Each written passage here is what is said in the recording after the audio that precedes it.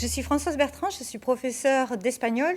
Je vais présenter aujourd'hui la langue, littérature et culture espagnole. Nous allons voir ensemble dans un premier temps à qui s'adresse cette spécialité. Ensuite, je vous expliquerai les modalités de la spécialité et enfin, nous verrons ensemble quels sont les débouchés pour cette spécialité.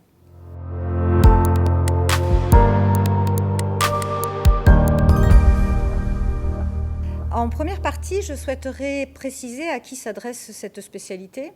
Elle s'adresse plus particulièrement aux élèves qui aiment la langue espagnole, mais surtout à ceux qui sont désireux d'améliorer leur maîtrise de cette langue et d'atteindre un niveau beaucoup plus perfectionné. Elle s'adresse également aux élèves qui ont envie de consolider et d'approfondir leurs connaissances et leur savoir.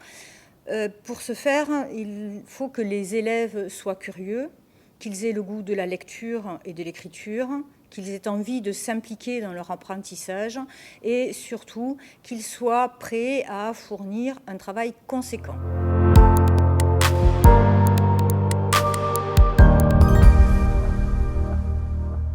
En deuxième partie, je vais vous parler des modalités de cette spécialité langue, littérature et culture espagnole.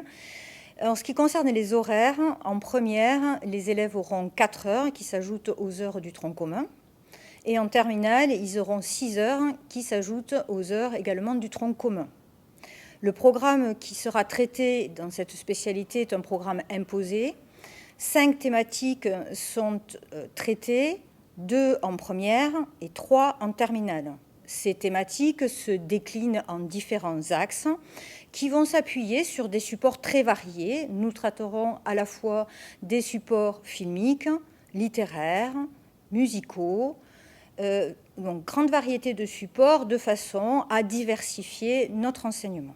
Parmi ces supports, 2 œuvres intégrales sont obligatoires en première et 2 œuvres intégrales sont obligatoires aussi en terminale. De même, 2 films seront étudiés, l'un en première et l'autre en terminale.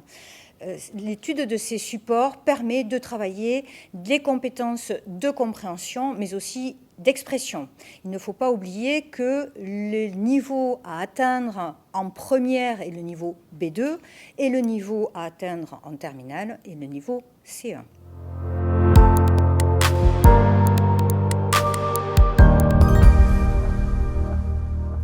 Pour terminer, dans cette troisième partie, je voudrais évoquer avec vous les raisons pour lesquelles les élèves vont choisir cette spécialité langue, littérature et culture espagnole. Je vais aborder avec vous les débouchés qui leur seront proposés. Ils peuvent, s'ils le souhaitent, s'inscrire à l'université. Ils pourront éventuellement s'inscrire dans une licence langue, littérature et culture hispanique ou bien faire une licence langue étrangère appliquée. Ils peuvent, s'ils le souhaitent également, s'inscrire en BTS. De nombreux BTS demandent l'utilisation d'une langue espagnole telle que le BTS de commerce, BTS de tourisme, l'hôtellerie et autres. Ils peuvent également envisager une poursuite en CPGE.